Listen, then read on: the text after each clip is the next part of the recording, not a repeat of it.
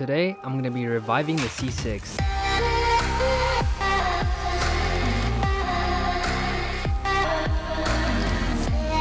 But to get to this point, we have to go back. Imagine you got a chance to own your dream car. You start making videos of it, working on it, and going to the track, and finally getting to wide body it. There was lots of problems that came with that, and as those problems added up, it made me not want to drive the car even more. Then I got a new car and I started to focus on that, and my dream car just sat and sat and sat. This happens too often with people's project cars. They get forgotten, and I definitely did not want to do that. And now it's time to revive the C6.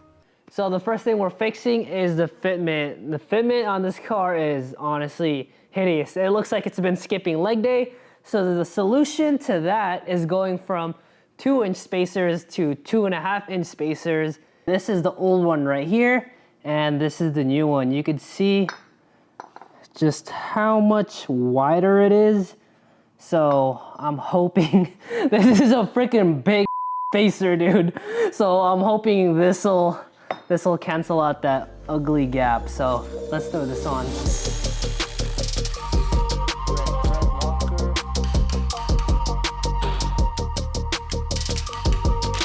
All right, not bad, not bad. A lot better than before, that's for sure.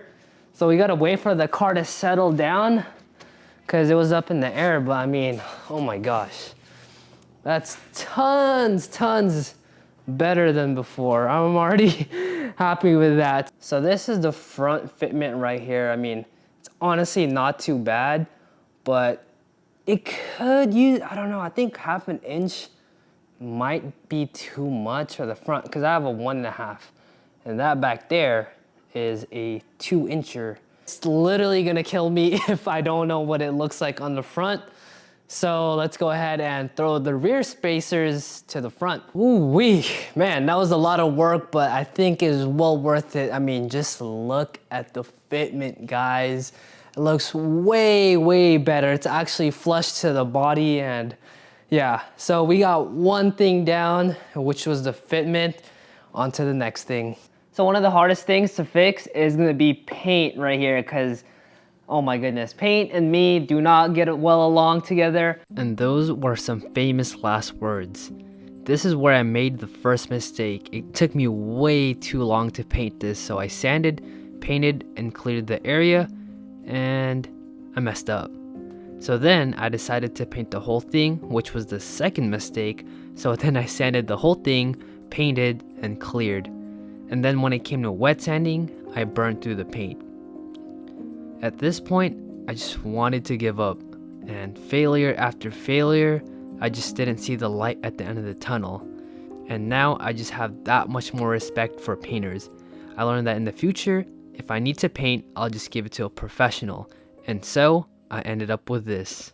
I mean, it's different, but I don't know. It's close enough, I guess. It's not as bluish. I mean, I'm not a professional painter by any means, and I know within, the next maybe year or so, this is gonna get repainted. I don't know. Kind of want to change the color of this car in the future. So if this lasts me a year, that's solid enough for me. I'm not super ecstatic about the turnout, but I mean, you know what? It's all right. So you win some, you lose some. This is somewhere in the middle of that. The old mounting bolts were looking a bit tired. They were crusty, rusty, and faded. So I replaced them with these aluminum ones, and they looked way better. And it matched the car a bit more in my opinion. Then I wanted to paint my center caps. They were faded and tired as well. And this is how they turned out. So here are the center caps, and I painted them silver, put some clear coat, and I accidentally left them in the rain, but they left this really cool pattern that I like. I thought about redoing them, but honestly, such a cool pattern. So I think I'm just gonna leave them on there. Up next was my front lip.